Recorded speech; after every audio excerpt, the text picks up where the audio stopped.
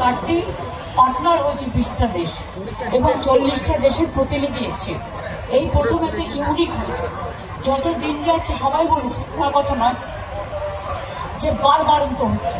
এটা মা লক্ষ্মী আসুক ঘরে, বাণিজ্যে বসতে লক্ষ্মী, যত চাকরি হবে, যত ইন্ডাস্ট্রি হবে, তত চাকরি হবে। আর যারা বলে বেড়াচ্ছে 1 পয়সা খরচ হয়নি, আমি তো হিসেবটা দিয়ে দিলাম যে 7টা এডিশনে 19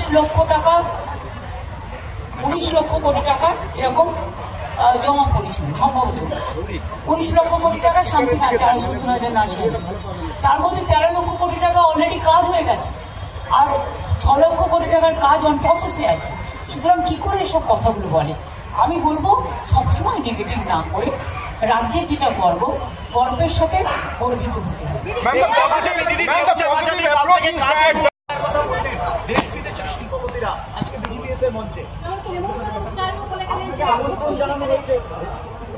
আমাকে অনেক কান্ট্রি আমন্ত্রণ জানিয়েছে।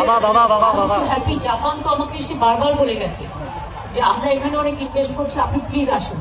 আমরা যে ঠিক আছে, আমি টাইম দেখে নিয়ে বলবো, কারণ আমার এখানেও তো প্রবলেম কি, আমাদের 13 মাসে 15 পার্বণ, 13 মাসে এখন হয়ে গেছে 100 পার্বণ, সব কিছুতেই থাকতে হয়।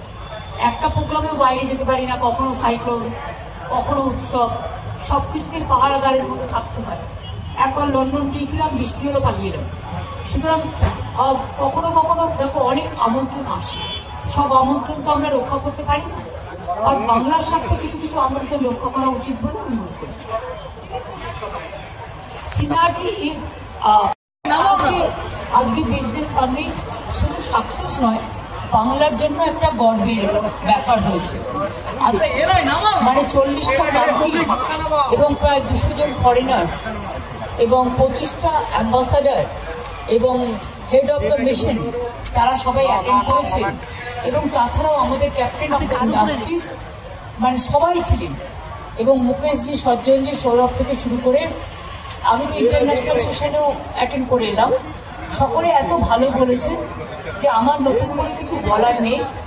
কত হবে না হবে সেটা কালকে, তার কারণ হচ্ছে কালকে B2B মিটিং আছে, যেগুলো MOU হয় বা মোয়া হয়, সেটা হচ্ছে কালকে আছে।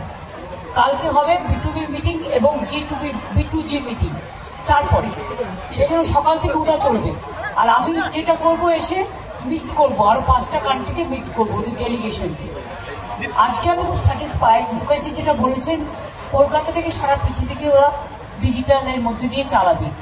তারপর সজ্জনজিও বলেছেন, তাছাড়া ওরা আরও অনেক ব্যাপারে 50,000 কোটি টাকা বিনিয়োগ করছে এবং ডবল ইনভেস্টমেন্ট 1 লক্ষ কোটি টাকার বাংলায় করবে 2-1 বছরের মধ্যে।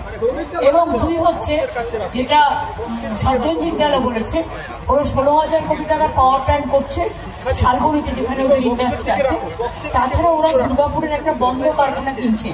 তাছাড়াও ওরা যেটা বলে, ওরাও চাইছে ওরা অন্ডাল এয়ারপোর্টটাও ডেভেলপ করে ইন্টারন্যাশনাল এয়ারপোর্টের টোটালটা করতে চাইছে।